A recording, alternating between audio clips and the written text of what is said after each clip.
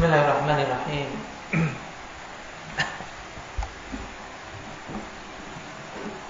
Alhamdulillahi rabbil alamin. Wal 'aqibatu lil muttaqin.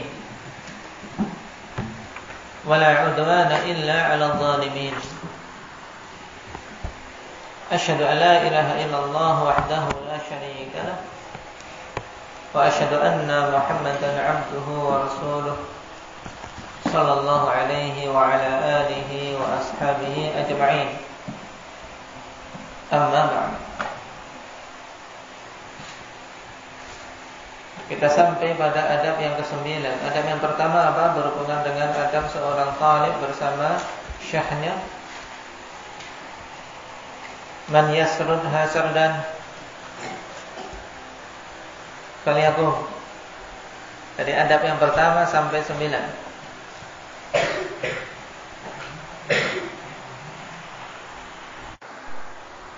Baik, nah, ini ringkasan dari 9 adab yang kita lewati. Dimulai dari pemilihan guru, yang kedua, kepatuhan, yang ketiga, penghormatan, yang keempat, mengetahui hak.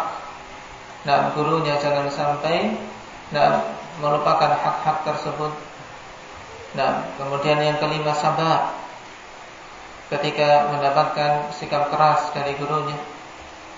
Kemudian yang keenam, bersyukur atas atas pengajaran yang diberikan. Dan ketujuh, tidak masuk di majelis khusus kecuali dengan izin. Kemudian yang kedelapan, duduk dengan cara adab. Dan yang kesembilan, memperbagus tutur kata. Nah, kita masih pada adab yang ke-9 ini. Siapa tugas membaca?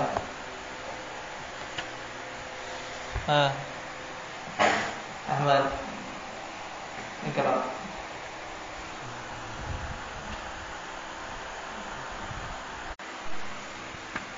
Baik. Kita lanjutkan.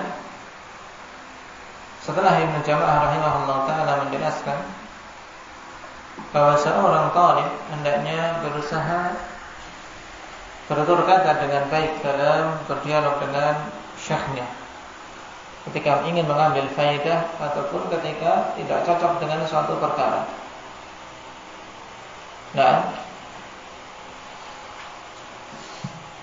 Contohnya apa yang disebutkan di sini, wa idza asarra syaikhu ala qaulin aw dalilin lam yadhhar lahu aw ala khilafi shawabin sahwa fala yughayyiru wajhahu aw 'ainayhi.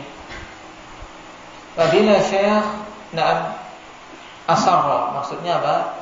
Terus menerus di atas suatu perkataan atau dalil dalam keadaan hal tersebut tidak cocok di sisi si talib, yaitu si talib tidak melihat bahwasanya itu sesuatu yang benar atau dalil yang kuat, atau bahkan syekh tetap pada pendapat yang menyelisihi kebenaran karena sahwan. Karena apa? Karena kelupaan. Fala yughayyiru wajhahu, maka jangan dia mengubah wajahnya.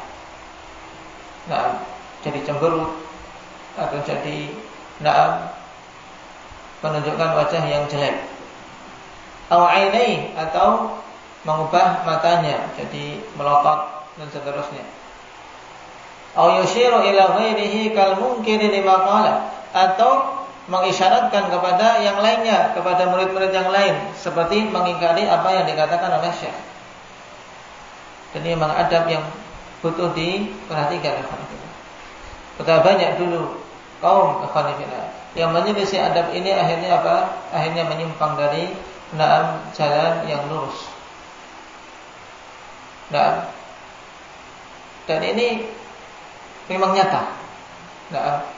Dulu ketika masih di Daman, jadi sekian ribu para thalabah yang berkumpul di masjid, yang beradab akan mendapatkan hasilnya. Yang tidak beradab, contohnya misalnya seperti ini, ketika syekh menyampaikan suatu pendapat yang dia tidak cocok. Sebagiannya sama temannya, apalagi sama yang baru-baru. Misalnya kita baru datang, ini nggak cocok tuh kan? Itu salah, itu lemah. Saya lagi nerangkan, ini dia malah ngomong sama yang lain ya, itu pendapat lemah. Itu salah. Ini tidak ada. Ini tidak ada. Dan banyak kan yang seperti ini dalam fitnah-fitnah yang datang dia akan tergelincir. Karena memang ada penting. Setelah kita lewati di awal-awal dulu, perkataan siapa? Perkataan Imam Ibn Abdul Bar rahimahullahu ta'ala tentang pentingnya adab. Untuk bisa mendapatkan barokah dari ilmu dan juga kemanfaatannya. Baik. Bal ya'khudhuhu bi bishrin dhahir. Dan hendaknya dia mengambil apa yang disampaikan Syekh itu dengan apa? Dengan kegembiraan yang nampak. Dengan kemudian cemberut dan yang lainnya. Tapi tunjukkan dengan wajah yang semeringan. Baik.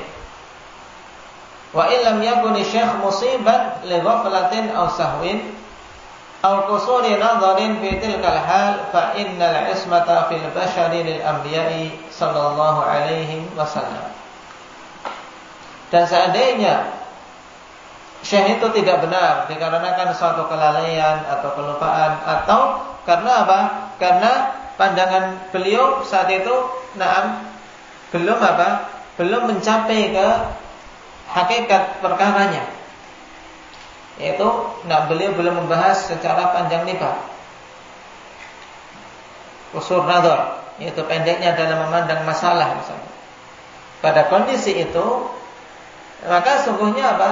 Kesempurnaan dan keterjagaan seseorang dari kekeliruan itu hanya ada pada para nabi.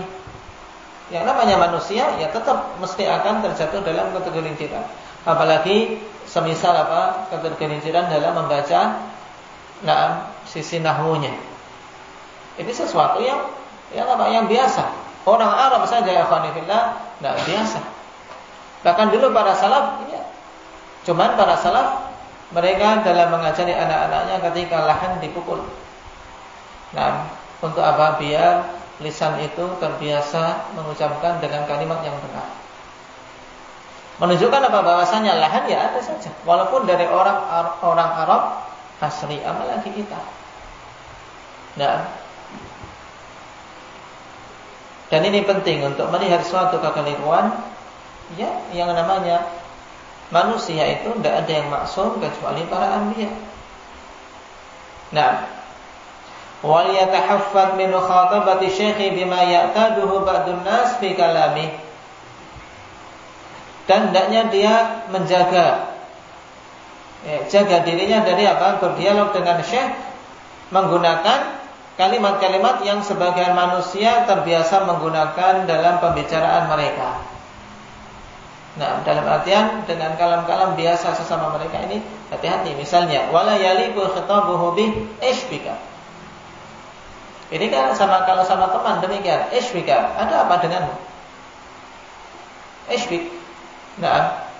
Malak. Biasa ini seperti ini. Apa kamu? Malak. Dulu kalau di Yaman anak-anak kalau lagi di ganggu dikit ya, malak. Marah. Malaka bukan minta harta. Makanya sering kadang sambil digoyani ma'in dimal. Ma'in dimal ya akhi. Ketika mereka jengkel ya digoyani saja. Kalam-kalam yang terbiasa untuk teman atau orang biasa kita bicara ya dijauhi. Atau wafahimta, kamu paham? Sampai misalnya kita sedang bertanya, mengutarakan kalimat, fahimta ya Syekh? Ya ini enggak paham ini. Ya ini tidak adab namanya. Kamu paham Syekh? Ya ini tidak benar seperti itu. Atau sami'ta, kamu dengar? Tadri, kamu tahu? Ini tidak bagus. Atau ya insan, wahai manusia. Ini panggilan-panggilan ya mungkin sama sesama kita. Tapi kalau dengan guru ya jangan. Wa nahwu dzalik dan yang semisal. Nah.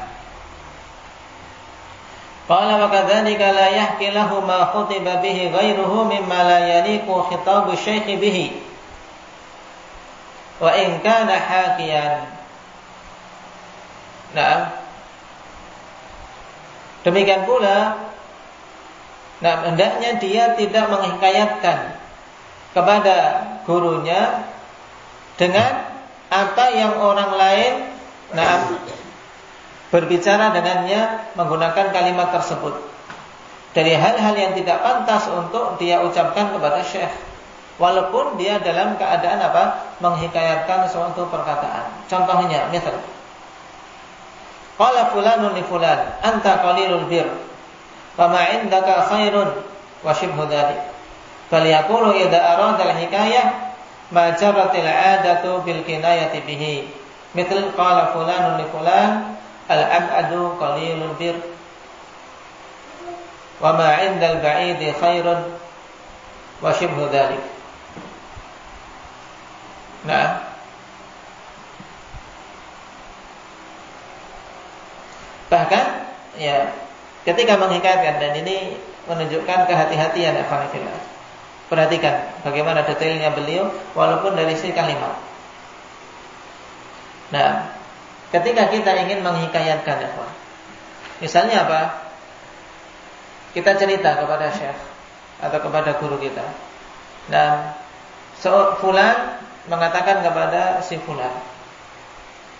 Nah, atau si A mengatakan kepada si B, nah, anta qalilul bir. Nah, anta ini kalau kita sedang bicara dengan syekh, nah, maka diubah. Jangan sampai walaupun kita menghikayatkan perkataan orang lain. Maksudnya si A mengatakan kepada si B, anta qalilul bir. Kamu ini sedikit kebaikannya. Nah, jangan sampai kalimat anta ini juga kita hikayatkan demikian. Kenapa? Karena kita sedang berbicara dengan syekh. Anta kan jadinya kamu nantinya. Baik. Nah, khawatir nanti orang ini juga lagi jengkel, anta qalilul bir, diarahkan kepada gurunya. Paham enggak? Ini sisi detailnya Ibnu Jama'. Paham enggak? Nah, wa ma indaka khair, engkau tidak memiliki kebaikan sedikit pun, padahal lagi menghikayatkan perkataan si A kepada si B. Bukan yang dituju adalah syekh. Cuman karena di situ ada dhamir anta, dhamir anta, maka hendaknya diubah. Bal yaqulu idza arada al-hikayah ma jaratil 'adatu bil kinayah bi. Bahkan hendaknya dia mengatakan ketika ingin menghikayatkan, yang kita cerita sesuatu ingin menghikayatkan, dengan sesuatu yang terbiasa dalam kehidupan sehari-hari, hendaknya menggunakan kinayah, menggunakan kiasan. Contohnya misalnya qala fulan li fulan al-ab'ad qalilul bir. Nah, seorang fulan mengatakan kepada fulan bahwasanya yang lebih jauh itu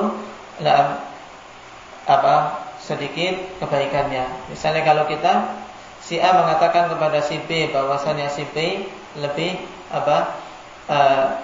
si B itu orang yang sedikit kebaikannya, atau si B itu orang yang tidak punya kebaikan gitu.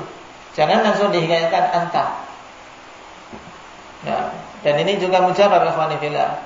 Nah, karena syaitan terkadang juga muncul sehingga ada niatan untuk menghinakan guru, atau pas gurunya lagi sibuk atau pikiran lagi tidak jernih, akhirnya tersinggung.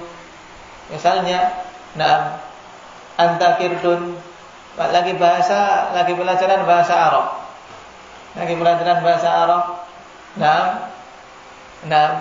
Misalnya suruh ngasih contoh. Bikin pertanyaan. Hal anta kirdun? Ya nggak betul ini. Akhirnya jadi musibah. Ya ini salah satu contoh karena nggak adab. Ya karena nggak adab.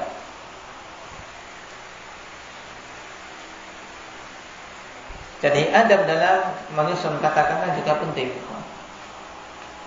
Karena kalimat, susunan bahasa seseorang mencerminkan kepribadian dia. Qala wa yatahaffadhu min mufaja'ati syaikhi bi surati raddin alayhi. Fa innahu yaqa'u mimman la yuhsinul adaba minan nasi katsira.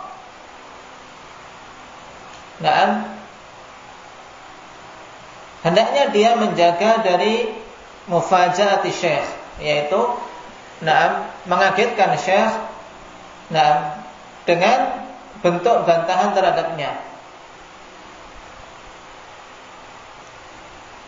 Sebab sesungguhnya ini banyak terjadi dari orang-orang yang tidak bagus adabnya. Contohnya apa? Misal an yaqula lahu syekh anta qulta kadza fayaqul ma qultu kadza. Misalnya contohnya yaitu hendaknya kita menjaga jangan sampai ketika membantah itu bantah langsung. Sehingga mengagetkan guru dengan bantahan dia. Contohnya misalnya syekh sedang mengatakan kepadanya anta qulta kadza. Kamu mengatakan demikian. Kemudian langsung dia mengatakan, ma qultu kadza. Aku tidak mengatakan demikian. Aw yaqulu lahu syekh muraduka fi su'alika kadza aw khatara laka kadza fayaqulu la. Aw ma hadza muradi. Baik.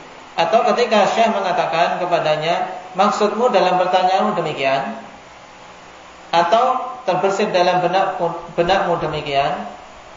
Kemudian orang ini, si murid mengatakan tidak, ya, dengan tegas mengatakan la, atau mengatakan itu bukan maksudku, atau membantah ma khatara li hada wa shibhu dzalik, tidak terbersit dalam benakku seperti ini.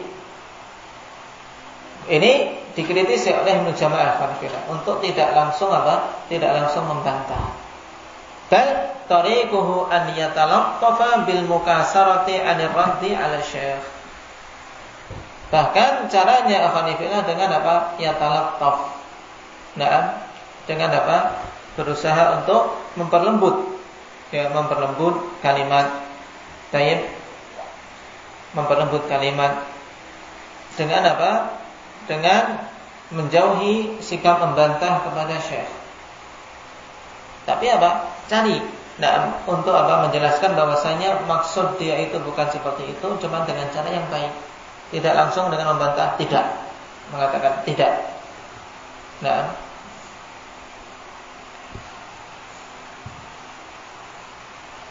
Fakadzalika idza istafhamahu syekhu istifhama taqririn wa jazmin. Demikian pula apabila syekh bertanya dengan pertanyaan takrir, istifham takrir, yaitu pertanyaan untuk apa? Menegaskan. Kaqaulihi alam taqul kadza, bukankah kamu mengatakan demikian? Awalaysa muraduka kadza, bukankah maksudmu demikian? Ketika ada pertanyaan demikian, fala yubadir birraddi alaihi biqauli la, maka jangan serta-merta membantah dengan mengatakan tidak, atau au ma huwa muradi, kemudian mengatakan bukan itu maksudku. Ini jangan langsung membantah. Bal yasqutu au yuwarri an dzalika bi kalamin latifin yufhimu syaikha qasdahu minhu. Tapi hendaknya dia diam, atau apa? Yuwarri, membuat tauriyah. Membuat tauriyah yaitu menyusun kata-kata yang bagus, bahwasanya agar dipahami oleh syekh bahwasanya itu bukan maksudnya, atau menjelaskan bahwasanya maksud yang diinginkan adalah perkara lain. Dan ini adab yang tidak bisa memenuhinya alhamdulillah, kecuali seorang yang betul-betul memiliki ilmu, ya, memiliki ilmu, tahu bagaimana menyusun kata. Makanya berusaha untuk menyusun kalimat yang bagus penting. Menyusun kalimat yang bagus penting. Karena antum juga dibutuhkan untuk apa? Untuk berinteraksi dengan manusia. Berinteraksi dengan manusia. Maka berlatih. Jangan sampai seorang menuntut ilmu agama keluar dalam keadaan tidak bisa bertutur kata dengan baik. Bertutur kata dengan baik.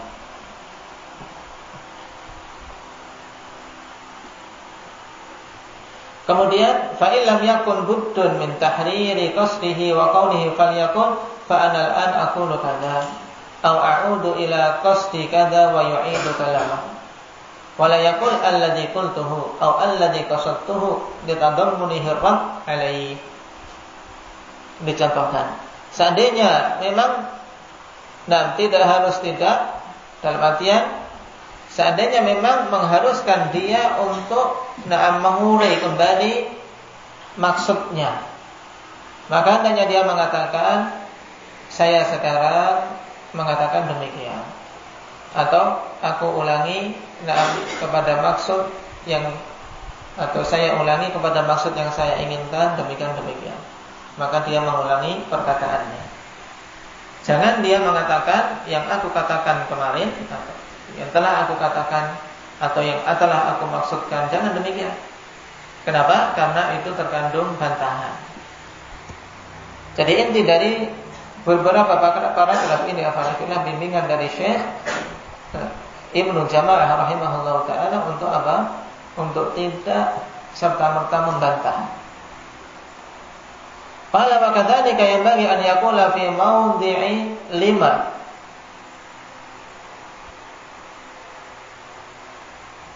Wala nusallim fa in qila lana kadza aw fa in muni'na dzalik aw fa in su'ilna an kadza aw fa in urida kadza wa shibhu dzalik liyakuna mustafhiman lil jawabi sa'ilan lahu bihusni adabin wa lutfi ibarah.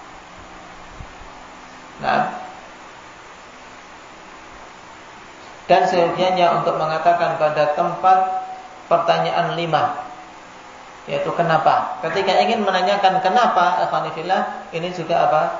Hendaknya disusun yang bagus. Ketika saya mengatakan 5, kenapa? Ya, ini karena ada apa? Ada penentangan. Tapi disusun dengan kalimat yang bagus. Wala nusallim, demikian pula misalnya kami tidak terima. Fa in qila lana kadza, jika dikatakan kepada kami demikian. Atau la nusallim fa in muni'na dzalik, jika kami dilarang untuk yang demikian. Atau fa in su'ilna an kadza, kalau kami diminta demikian. Fa in urida kadza, dan yang semisalnya. Nah, ketika ingin mengungkapkan demikian, hendaknya dia bertanya, meminta jawaban, dalam keadaan bertanya menggunakan adab yang bagus dan ibarat-ibarat yang lembut. Ini inti dari adab yang ke-9. Intinya hendaknya seorang memperbagus ucapan-ucapannya. Kalau kepada keseluruhan manusia saja kita diperintahkan untuk berucap yang bagus, apalagi kepada syekh, kepada seorang alim, kepada guru.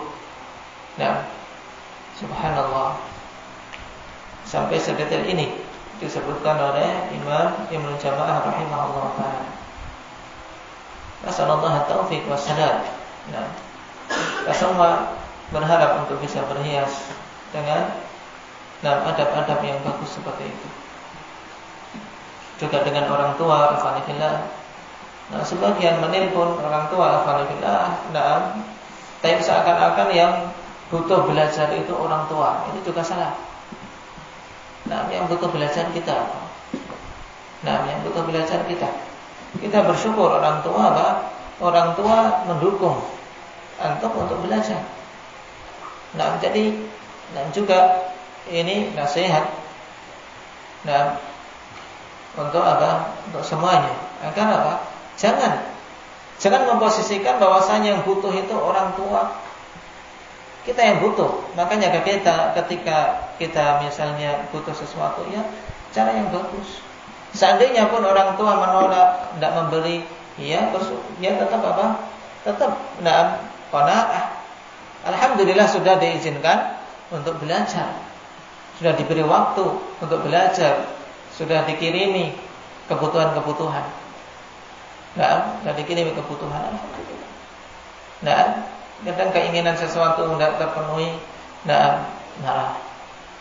Atau bahasanya kasar, ini salah. Nah, ini kepada orang tua kita yang mereka telah berjasa banyak pada hidup kita. Kalaulah tidak ada jasa pada mereka kecuali mereka mengarahkan antum untuk apa bisa di majelis ahli sunnah, ini sudah patut disyukuri. Patut disyukuri, apalagi masih mau untuk memberi biaya, memberi kiriman, terkadang mengirim makanan, ya. Nah, barakallahu fiikum. Nasallallahu taufiq wassadad walhamdulillah.